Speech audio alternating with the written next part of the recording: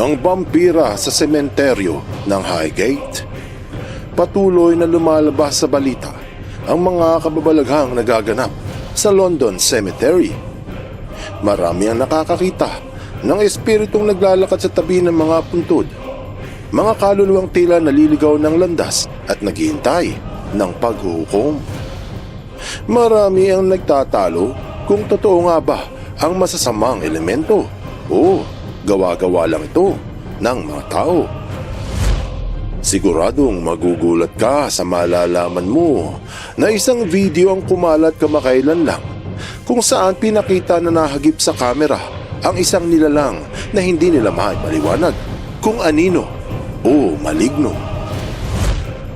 Mayroong mga naniniwala at marami din namang naghihinala. Alamin natin kung totoo ba?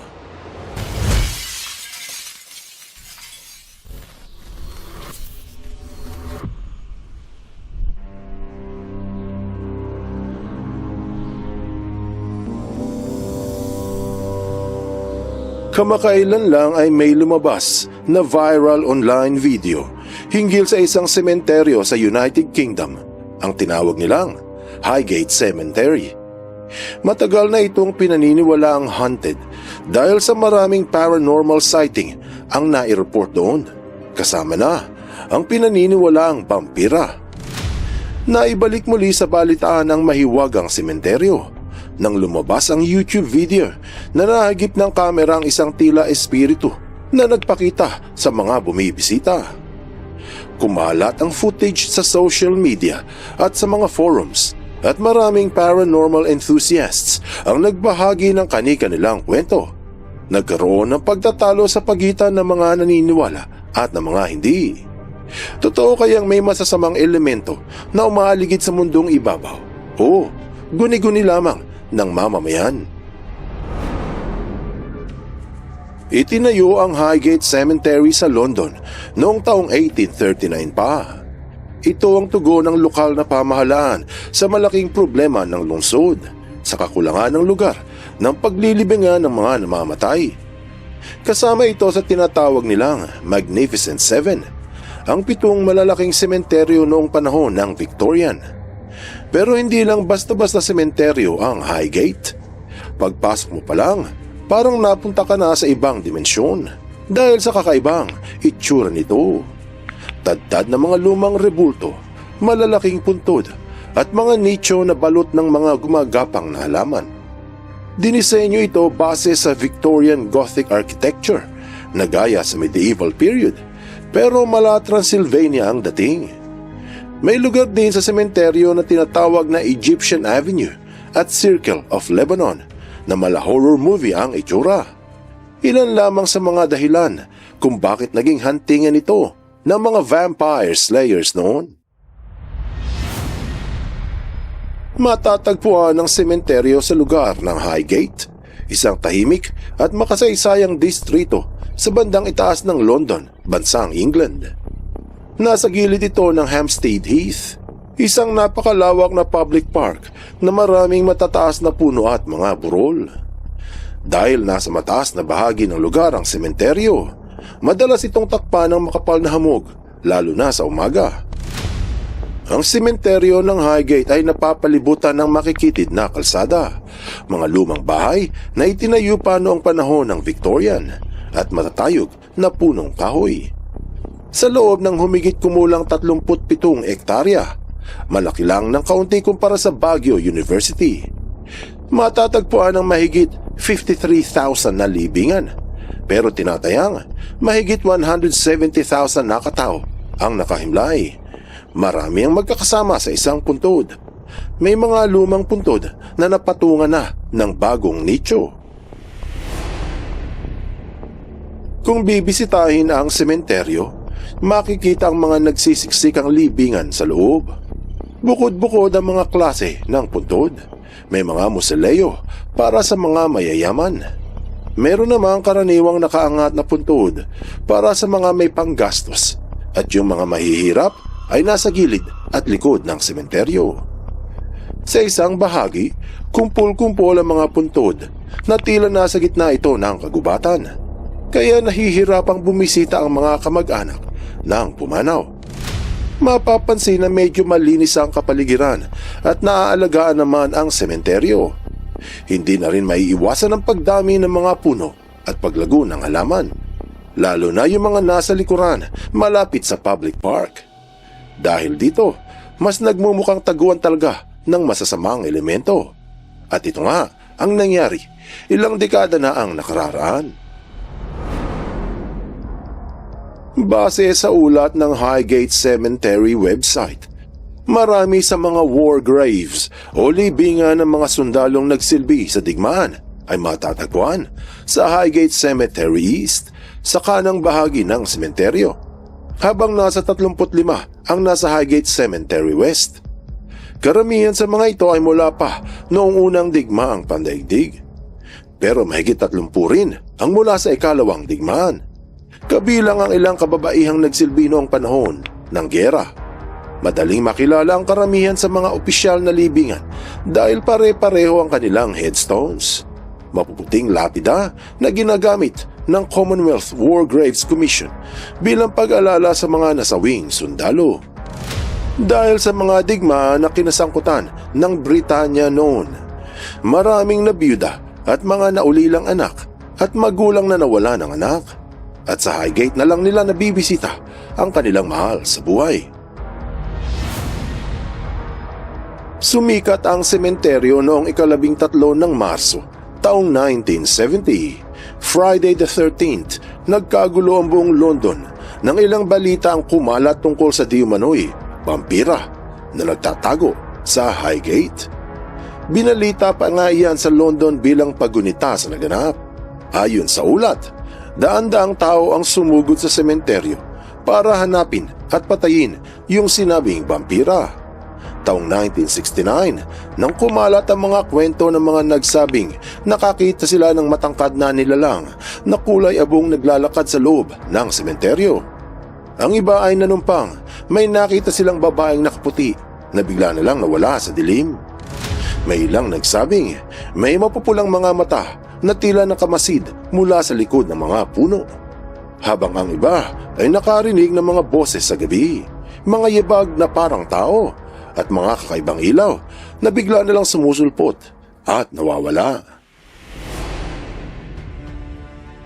Ilang araw bago dumating ang Friday the 13th noong 1970, isang paranormal investigator na nagngangalang Sean Manchester ang nag-anunsyo sa publiko. Nahaharapin daw niya at pawakasan niya ang vampira Biyernes ng gabi. Dahil dito, daang-daang tao ang nakisali at nagsiksikan sa labas ng Highgate Cemetery upang makiusyoso sa duelo ni Manchester at ng pinaniniwalaang vampira. May mga nagbitbit ng pantusok, krus, bawang at kung ano-anong armas. Sa sobrang pananabik ng mga sumama, may mga umakyat sa matataas na bakod. May mga nagpumilit buksan ang mga saradong musileo at mayroon pang pumasok sa mga pinagbabawal na lugar sa sementeryo para hanapin ang vampira. Pero sa kabila ng kaguluhan at masusing paghahanap, walang vampira ang natagpuan.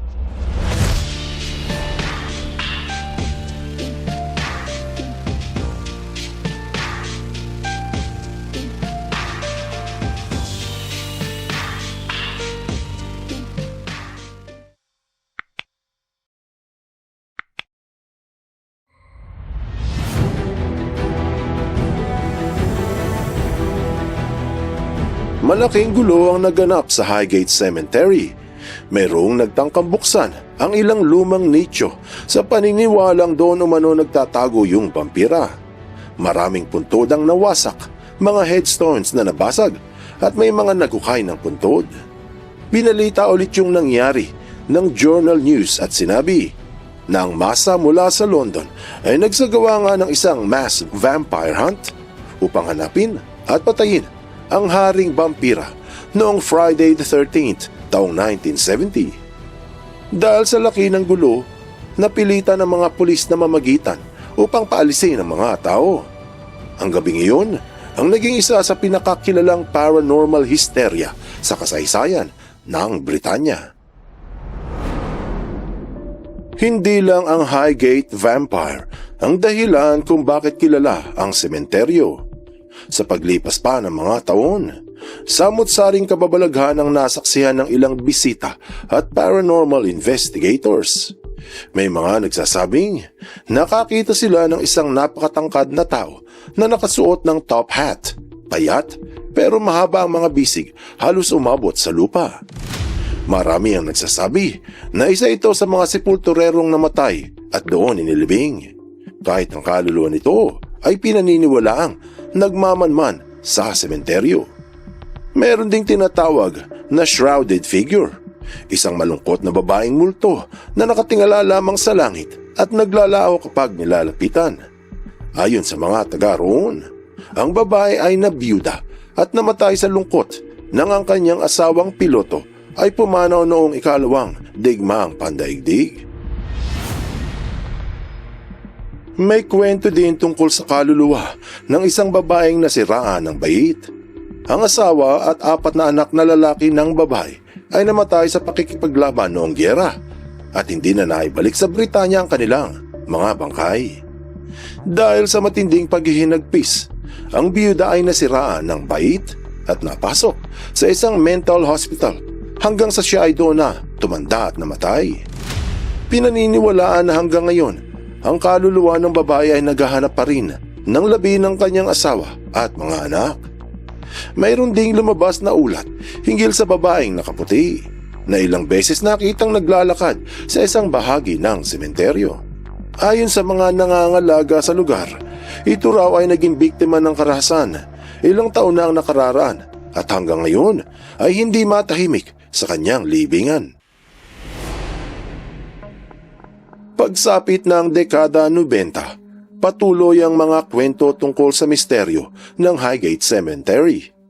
Ayon sa ilang lokal na investigador at mga paranormal enthusiast, may mga saksi na nagsabing nakakita sila ng isang matangkad at maitim na nilalang na naglalakad malapit sa pader ng sementeryo at sa kahabaan ng Swains Lane. Ang nakakakilabot dito ay bigla na lang daw itong naglalaho na parang usok kapag sinusubukan nilang lapitan. May iba namang nagsabing may nakita silang 2 mapupulang matang kumikislap mula sa likod ng mga puno at lumang mausoleo, habang ang ilan ay nagkwento tungkol sa maiitim na aninong sa pagitan ng mga puntod tapos tuluyang maglalaho. May mga bisita ring nagsabing nakakaranas sila ng matinding takot, pagkahilo at pakiramdam na may nakamasid sa kanila. Dinumog ng mga paranormal investigators ang lugar matapos ang pandemic. Merong kwento hinggil sa multo ng isang madre na nakikita sa mga musileo. Isa raw ito sa mga biktima ng karahasan noong ikalawang digmaang pandaigdig. Naikwento rin ng ilang saksi ang isang aninong lumulusong sa lawa at maputlang anyong tila lumulutang-lutang doon. Nakakarinig din sila ng nakatitindig balahibong hiyaw, mahihinang bulong habang naglalakad sa tabi ng isang puntod. Pagtunog ng kampana kahit hindi na ginagamit yung lumang kampana, at mga yabag kahit wala namang ibang tao sa paligid. At ang pinaka nakakatakot ay ang nakuhanan ng isang grupo habang kinakausap ng mga nito na magpakita sa kanila ang mga espiritu. At ito nga ang nangyari na nahagip sa kanilang camera. Right, I'm back again. Can you rattle the cage? Do you want to say gate? Gate.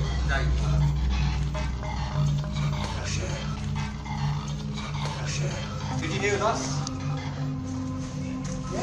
No, what? Good, touch the gate behind me. Hello, David. Good, touch the gate behind me.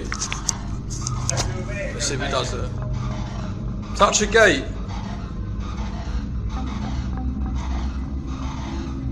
Show yourself behind me. Do you want to say gate?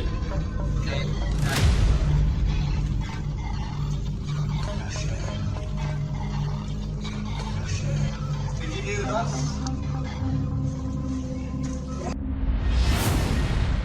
Ang grupo ay nagsagawa ng investigasyon sa sementeryo Dala ang mga gamit tulad ng spirit box, infrared camera at iba pang paranormal equipment. Habang nag-iikot sila sa madilim, maririnig sa background ang tila ungol na hindi nila maipaliwanag. Mapapansin na tinatawag din nila ang mga espiritong nandoon upang magparamdam. Kung panonoorin ang upload ng grupo, pinakakalampag nila ang gate na tila inuudyukan yung anumang espiritu na nasa loob. Sabi ng lalaki, "Can you rattle one of the cages?" Habang papalapit ito sa harap ng isang mausoleo. Sinabi na, "Touch the gate behind me." Pangalawang beses na sinabi niya ulit, "Touch the gate behind me." O, galawin daw yung gate sa likod. Wala namang nangyari hanggang sa ikatlong beses. Sinabi niyang magpakita ka, "Touch the gate behind me." At sa laking gulat nila, nagpakita nga ito. Habang vini-video ng isa sa grupo ang gate ng isang mausoleo, doon nahagip sa kamera ang dahilan kung bakit nag-viral ang video ito. Umikot yan sa social media at sa mga paranormal forums. Naging punto ito ng mga pagtatalo sa Reddit dahil hindi lahat ay kumbinsido. Marahil isa lamang daw itong anomalya sa kamera na natimingan lang habang nagtatawag ang grupo sa sementeryo. Gayunpaman, marami ang naniniwala na ang nakita nila ay lehitimong espiritu ng isa sa mga nandoon. Ang hindi nila matiyak ay kung kaninong espiritu, mula sa isang mabuti o sa isang masama.